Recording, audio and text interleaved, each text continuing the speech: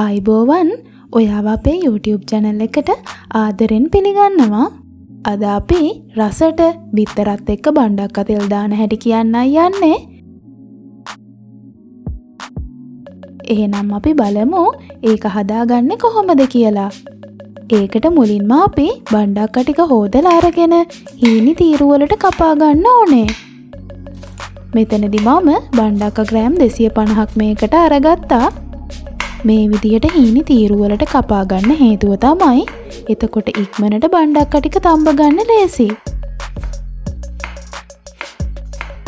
හරි, දැන් අපි ඒ ටිකත් කපාගෙන ඉවරයි. ටිකකට ඒක පැත්තකින් තියාගමු. ඊට පස්සේ මම බිත්තරයක් මේ විදිහට කඩලා වෙනම වාජනයකට දාගන්නවා. දාගෙන ඉවර වෙලා ඒක හොඳට මිශ්‍ර වෙන විදියට හැන්දකින් මේ වගේ බීට් කරගන්න ඕනේ. අපි මෙතනදී එක බිත්තරයයි මේකට අරගත්තේ. ඔයාලා කැමති නම් බිත්තර දෙකක් වුණත් අරගන්න පුළුවන්. හරි, දැන් අපි ඒකත් බීට් කරගෙන ඉවරයි. දැන් ටිකකට ඒකත් පැත්තකින් තියාගමු. ඊළඟට මම මේ වගේ පෑන් එකක් ලිපේ තියලා ඒකට පොල් තෙල් මේස හැඳි දෙකක් විතර දාගන්නවා. ඊට පස්සේ තෙල් ටිකට ටිකක් රත් වෙන්න දෙන්න. තෙල් ටික රත් වීගෙන එනකොට ඒකට මම අබතේ හැඳි කාලක් එකතු කරනවා. දැන් ඒකටත් අපි තෙලෙන් ටිකක් බැදෙන්න දෙමු. අබෑට ටික පුපුරගෙන එද්දී ඒකට මම සූදුරු තේ හැඳි කාලකුත් දාගන්නවා. දාගෙන ඉවරුණාට පස්සේ ඒකටත් ටිකක් බැදෙන්න අරින්න. සූදුරු ටිකත් බැදීගෙන එනකොට ඒකට මම පොඩියට ලියාගත්ත බීලුණු ගෙඩි භාගයකුත් එකතු කරනවා. ඊට පස්සේ ඒකටත් ටිකක් වෙලා තෙලෙන් හොඳට තෙම්පරාදු වෙන්න දෙන්න. ලූණු ටික හොඳට තෙම්පරාදු වීගෙන එනකොට මම ඒකට හීනියට ලියාගත්ත අමු මිරිස් කරලකුයි කරපිංචා කොළ ටිකකුයිත් එකතු කරගන්නවා. එකතු කරලා ඒකත් මිශ්‍රණය එක්ක කලවම් කරගෙන ටිකක් තෙම්පරාදු වෙන්න අරිනවා. මේ විදිහට තෙම්පරාදු වීගෙන එනකොට මම ඒකට ලුණු කුඩු ටිකක්, කෑලි මිරිස් තේ හැඳි භාගයක්, කහකුඩු තේ හැඳි කාලක් එකතු කරගන්නවා. ඊළඟට ඒ ටිකත් අපේ ලුණු මිශ්‍රණය එක්ක හොඳට කලවම් කරගමු.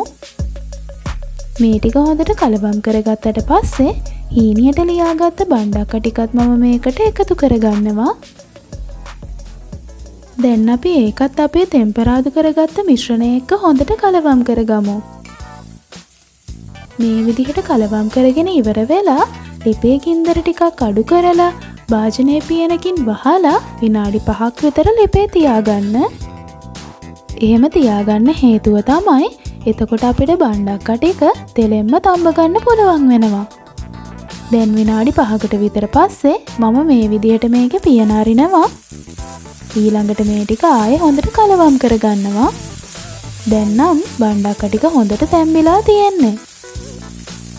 හරි, ඒ ටික මේ විදිහට කලවම් කරගෙන ඉවරුණාට පස්සේ ඉස්සෙල්ලා මම බීට් කරගෙන පැත්තකින් තියාගත්ත බිත්තරයත් මේ විදිහට බණ්ඩක්ක එකට එකතු කරනවා.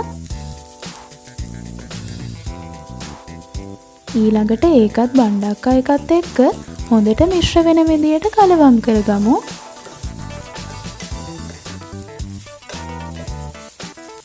ඔන්න දැන් නම් බිත්තරෙත් හොඳට බැදිලා බණ්ඩක්ක එකත් එක්කත් හොඳට කලවම් වෙලා තියෙන්නේ. මම දැන් ලිප ඕෆ් කරගන්නවා. මේ තියෙන්නේ ඒ විදිහට අපි හදාගත්ත රසම රස බිත්තර බණ්ඩක්ක තෙම්පරාදුව. බලන්න යාළුවනේ, අපේ මේ බිත්තර බණ්ඩක්ක තෙම්පරාදුව කොච්චර ලස්සනට ඇවිත් තියෙනවද කියලා. දැක්කමත් කන්න ආස හිතෙනව නේද? එහෙනම් ඔයාලත් ගෙදරදී මේ විදිහටත් බණ්ඩක්ක හදලා රස අපිටත් කියන්න. ඒ වගේම ඔයාලගේ වටිනා අදහස් මේ වීඩියෝ එක පහලින් සඳහන් කරන්නත් අමතක කරන්න එපා. ඒව තමයි අපිව දිරිමත් කරන්නේ. තවත් මෙවැනිම රසබර වීඩියෝ එකකින් හමු වෙනකන් ගිහින් එන්නම්.